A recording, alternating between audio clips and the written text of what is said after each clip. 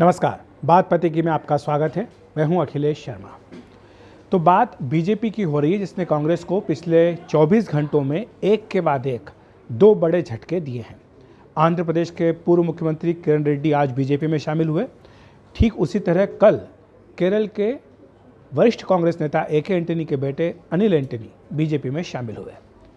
तो ये बीजेपी आखिर संकेत क्या देना चाहती है इन दो लोगों को अपने साथ लेने के बाद?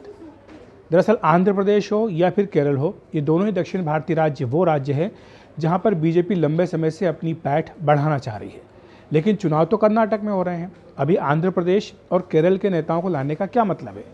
क्या इसका ये भी एक मतलब है कि बीजेपी के पास कर्नाटक में दूसरी पार्टियों से आने वाले नेताओं का टोटा पड़ गया है, अकाल पड़ गया है?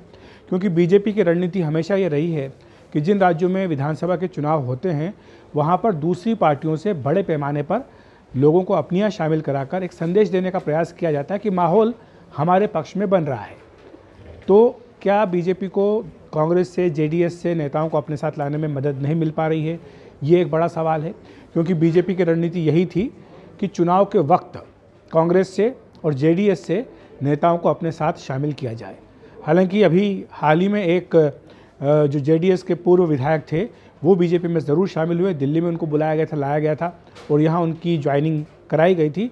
लेकिन उसके बाद जिस तरह के किरण रेड्डी को लाया गया या अनिल एंटनी को लाया गया, उसके बाद यही सवाल उठ रहा कि आखिर ऐसा हो क्यों रहा है। दूसरी तरफ कांग्रेस पार्टी ये कह रही है कि देखिए, आप जिन भी लोगों को लेकर जा रहे हैं, दरअसल ये फूके हुए कारतूस हैं और इनका पार्टी में आपको रिलेवेंस नहीं बचा है, कोई प्रासंगिकता इनकी नहीं बची है। चाहे वो किरण रेड्डी हों, जो कि अविभाजित आंध्र प्रदेश के अंतिम मुख्यमंत्री थे और उन्होंने विभाजन का विरोध किया था। उसके बाद उन्होंने मुख्यमंत्री पद से इस्तीफा दिया था और उसके बाद उन्हें कार्यवाहक मुख्यमंत्री बनाकर रखा गया था। लेकिन जब नए सिरे से चुनाव हुए, अपनी नई पार्टी उन्होंने बनाई, उनकी पार्टी की ज़मानत जब्त हो गई। उसके बाद वो कई लंबे समय तक जो है वो राजनीतिक बियाबान में रहे। उसके बाद उन्होंने कांग्रेस पार्टी को दोबारा ज्वाइन कर लिया था।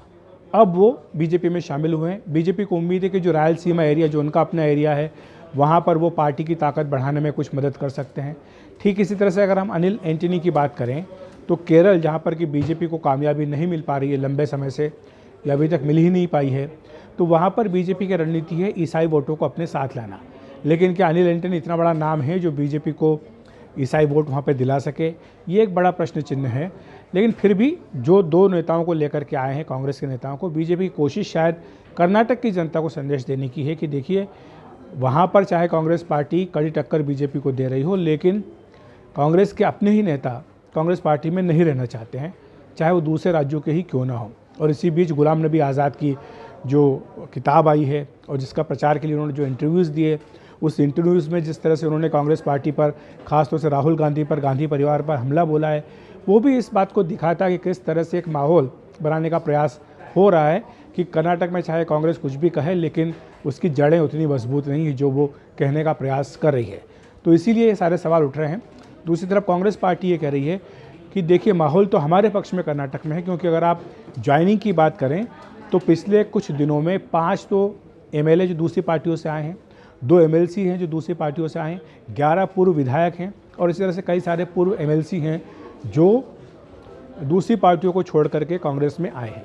तो ये इस तरह से कांग्रेस पार्टी अपना माहौल वहाँ पर बनाने का प्रयास कर रही है। और जाहिर सी बात है कि चुनाव जब आते हैं तो इस तरह की ज्वाइनिंग करा करके पार्टियाँ अपने पक्ष में ही माहौल बनाने का प्रयास करती हैं।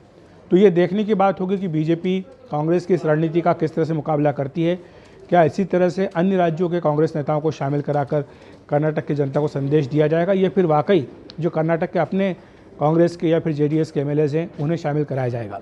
अभी तक बीजेपी ने कर्नाटक के लिए अपने उम्मीदवारों के नामों का ऐलान नहीं किया है।